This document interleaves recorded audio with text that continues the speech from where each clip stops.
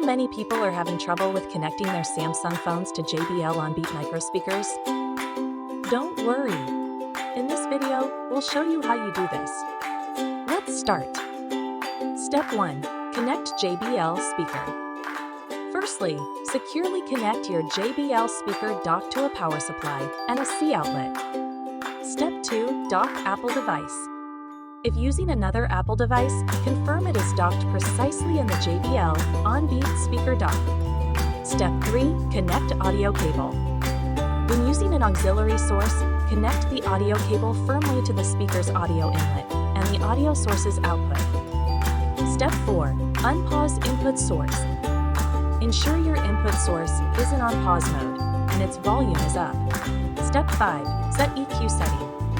Ensure that the equalizer EQ setting of your source is either off or set to flat. Step 6. Insert audio cable.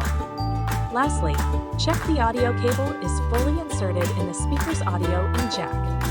Follow these steps, and you should easily connect your Samsung phone to your JBL OnBeat Micro speaker. Enjoy streaming your favorite music? Still need help? Visit our website for the complete manual. There you will also find questions and answers from other JBL users. Did you find this video helpful?